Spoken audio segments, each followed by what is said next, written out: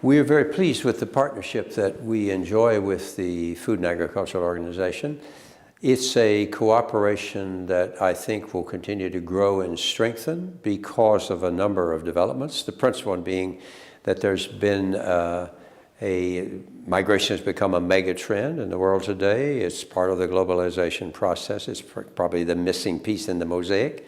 And it will become only greater now with climate change, environmental degradation taking place. So the nexus between agriculture, food, migration, climate change, disaster, that complex will continue to grow tighter, which means that we will more and more be thrown together in partnership to work on projects to address all sorts of things that happen as a result of climate change and other climatic events. Well, food insecurity is part of the global landscape right now. As you know, Secretary General recently declared 4 countries in the African Middle East area as already facing famine, including Nigeria and Yemen, Somalia, and I think South Sudan.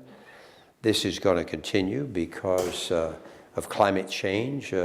Lake Chad, which used to be the largest lake in Africa, is now barren. People are building permanent dwellings in the basin of Lake Chad.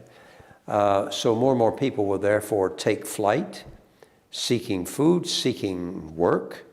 And so food shortages, water shortages, all of these things. Even Yemen is water poor.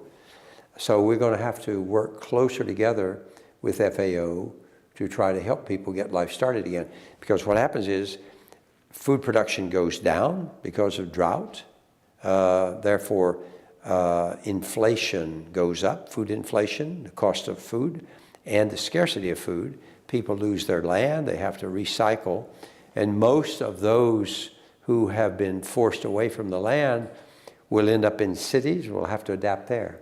So there'll be fewer and fewer people to produce the agriculture that we need. So there's an enormous amount that can be done between FAO and IOM because our comparative advantage is that we are in more than 400 places around the world. We're not just in the capital, we're actually in the rural areas. So the collaboration is much easier that way.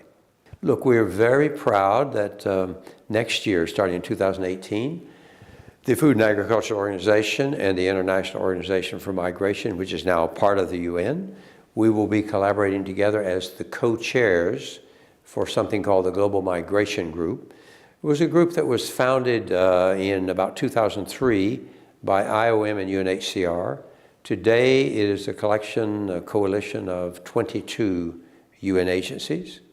And we will be co-chairing it for all of the year of 2018. So I think we can give a lot more emphasis to this whole nexus between climate change and migration and food production and all that goes with that. So we're looking forward to it. And for this, I'm particularly grateful to the Director General, José Graziano da Silva, who supported us from the beginning when this proposition was made.